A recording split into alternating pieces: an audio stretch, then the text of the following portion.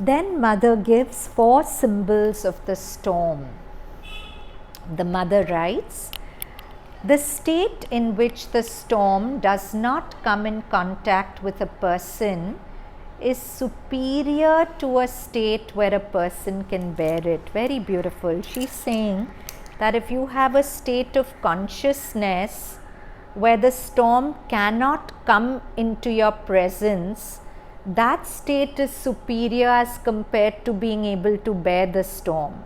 We saw that it's a common story in Sri Aurobindo's room. When the cyclone came, it was a very strong cyclone and everything was going helter-skelter outside, and mother went to Sri Aurobindo's room to shut the windows. But he was sitting quietly writing. Outside everything was clattering, but not even a paper was being fluttered by the wind in his room. There was such a solid peace in his room that the fury of the cyclone just couldn't come in. So that's what she's saying, to have a state where a cyclone cannot come into your presence is superior to a state where you have the resilience to bear it. That itself is a very high state, but there is still something higher.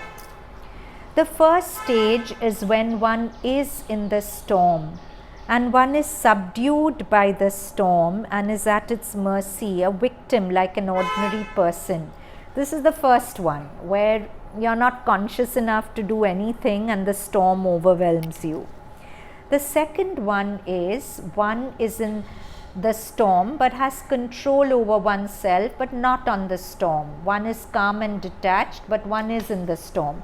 So the first one is the storm has come, I'm giving in to panic and the storm is doing whatever it has to with me.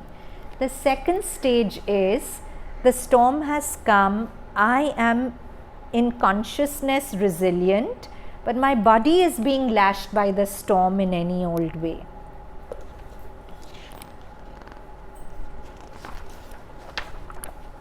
The third stage is when one is in the storm, but the storm does not touch one.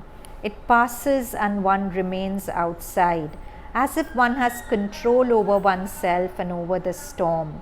One sees the storm, but it has no effect on us. So this is not just a physical storm.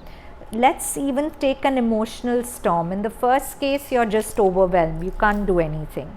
Second case, you're resilient, but it's leaving its scars on you. It's scarring you.